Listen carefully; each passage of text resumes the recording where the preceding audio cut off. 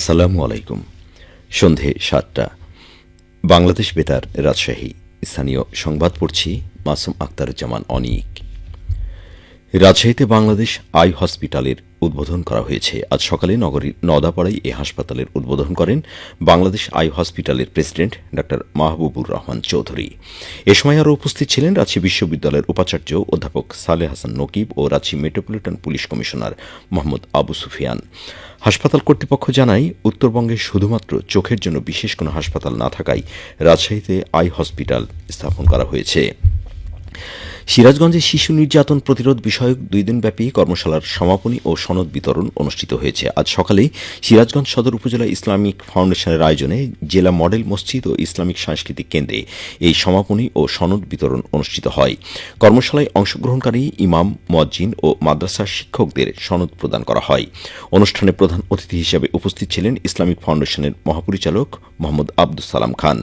অতিরিক্ত জেলা ম্যাজিস্ট্রেট মোহাম্মদ বরমান আলীর সভাপতিত্বে বিশেষ অতিথি ছিলেন ইমাম প্রশিক্ষণ একাডেমির পরিচালক মোহাম্মদ রেজ্জাকুল হায়দার, ইসলামিক ফাউন্ডেশন সিরাজগঞ্জের উপপরিচালক মোহাম্মদ ফারুক আহমেদ। প্রশিক্ষণে অংশগ্রহণকারীদের মাঝে সনদ বিতরণ শেষে প্রধান অতিথি বলেন, মসজিদের ইমাম, মুয়াজ্জিন ও মাদ্রাসা শিক্ষকদের কথাই আস্থা ও বিশ্বাস রাখে জনসাধারণ। প্রশিক্ষণে অংশগ্রহণকারী ইমাম, মুয়াজ্জিন ও মাদ্রাসা শিক্ষকদের অর্জিত জ্ঞান জনসাধারণের মাঝে ছড়িয়ে দিতে হবে। শীতার্ত মানুষের মাঝে engineers institution Bangladesh IEB Rajshahi কেন্দ্রের উদ্যোগে শীতবস্ত্র বিতরণ করা হয়েছে।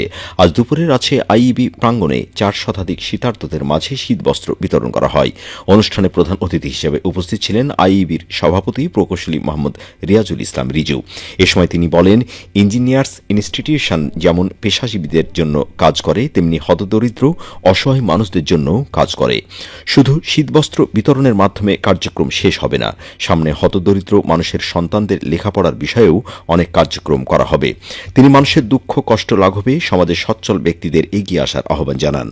আইইবি রাজশাহী কেন্দ্রের চেয়ারম্যান প্রকৌশলী সর্দার আনিসুর রহমান রানার সভাপতিত্বে বিশেষ অতিথি হিসেবে উপস্থিত ছিলেন আইইবির সাধারণ সম্পাদক ড অধ্যাপক প্রকৌশলী মোহাম্মদ সাব্বির মুস্তফা খান। বগুড়ায় সংবাদপত্রের স্বাধীনতা ও জিয়াউর রহমান শীর্ষক আলোচনা সভা অনুষ্ঠিত হয়েছে। জাতীয়তাবাদী সাংবাদিক সমাজের উদ্যোগে আজ বগুড়া প্রেস ক্লাবে এই আলোচনা সভা অনুষ্ঠিত হয়। সাংবাদিক ইউনিয়ন বগুড়ার সাবেক সভাপতি মীর সাজ্জাদ আলী সন্তোষের সভাপতিত্বে সৈয়দ ফজলে রাব্বি ডলারের সঞ্চালনায় সভায় বক্তব্য রাখেন সাংবাদিক ইউনিয়ন বগুড়ার সাবেক সভাপতি মির্জা সেলিম রেজা প্রমুখ। এ সময় বক্তারা বলেন, সংবাদপত্রের স্বাধীনতা ও অগ্রযাত্রায় শহীদ জিয়াউর রহমানের অবদান অপরিসীম।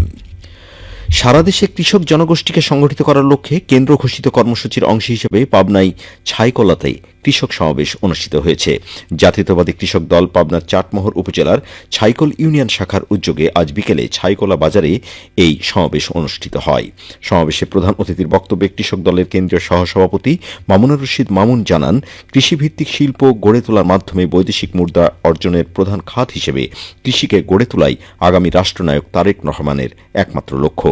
চাটমোহর উপজেলা কৃষক দলের সভাপতি লিটন বিশ্বাসের সভাপতিত্বে এবং সদস্য সচিব আজাদুল ইসলাম মাস্টারের সঞ্চালনায় আরও বক্তব্য রাখেন জেলা কৃষক দলের সিনিয়র সহসভাপতি হাবিবুর রহমান বাচ্চু।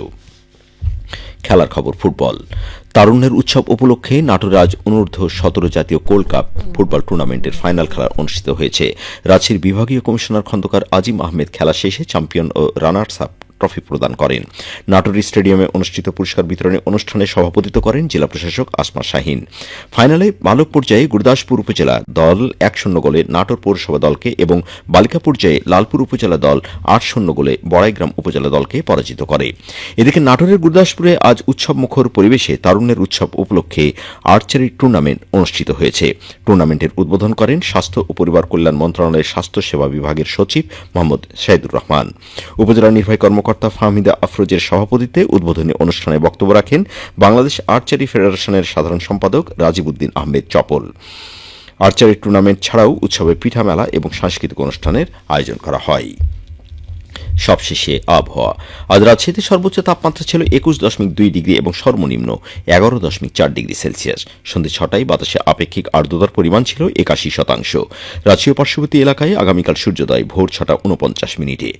সংবাদ শেষ হল। আমাদের পরবর্তী স্থানীয় সংবাদ প্রচারিত হবে আগামীকাল সকাল 8:10।